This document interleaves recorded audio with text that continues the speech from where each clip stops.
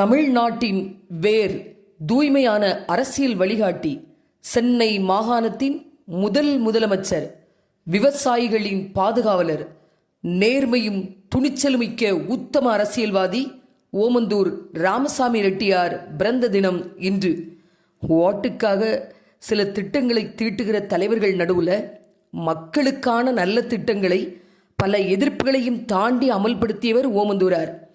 அவருடைய ஆட்சி காலத்தில் தான் பூரண மதுவிலக்கு அமல்படுத்துகிறாரு. இந்து கோயில்களுக்குள்ள தாழ்த்தப்பட்டோர், தலித்துகள் செல்வதற்கு தடை இருந்தது. அந்த தடையை நீக்க ஒரு சட்டம் இயற்றி கோயில்களுக்குள் செல்ல உரிமை வாங்கி கொடுத்தவர் இந்த ஓமந்தூரார் தான். தமிழ்நாடு அரசு சின்னம், அதாவது நடுவில் சிறுவள்ளிபுத்தூர் கோயில் கோபுரம் இருக்கும், தமிழ்நாடு அரசுன்னு போட்டால் அந்த சின்னத்தை உருவாக்கியவர் ஓமந்தூரார் தான். இந்த சின்னத்தை உருவாக்கும் போது இங்கே ஒரு சலசலப்பு நடந்தது. இது ஒரு மதசார்பற்ற நாடு, ஆனால் இந்து கோயிலினுடைய கோபுரத்தை நடுவில் வச்சு இந்த சின்னம் இருப்பது சரியா அப்படின்னு நேருவுக்கு லெட்டர் போக, நேரு இது பற்றி ஓமந்தூராரிடம் விசாரிக்க ஓமந்தூரார் உடனடியாக திருப்பத்தூர் போய் அங்கே இருக்கிற ஒரு தேவாலயத்துக்கு போய் ஃபோட்டோ எடுக்கிறாரு. அந்த தேவாலயத்தின் உள்ள ஒரு பெரிய சிலுவை இருக்குது.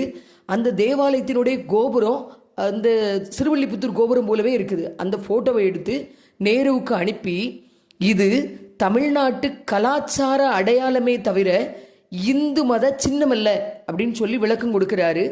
நேரு அதன் பின் அதற்கு ஒப்புதல் கொடுக்கிறார். நம்முடைய ஓமந்தூராருடைய நேர்மைக்கு ஒரு பெரிய எடுத்துக்காட்டு. ஒரு முறை ஓமந்தூரார் திண்டிவனம் அரசினர் பயணியர் மாளிகையில் தங்கியிருக்கிறாரு. தங்கி இருந்துட்டு மறுபடி சென்னை போகிறாரு. சென்னையில் போய் இறங்கும்போது அவருடைய டிரைவர் ஒரு பெரிய பலாப்பழத்தை எடுத்துகிட்டு இறங்குறாரு.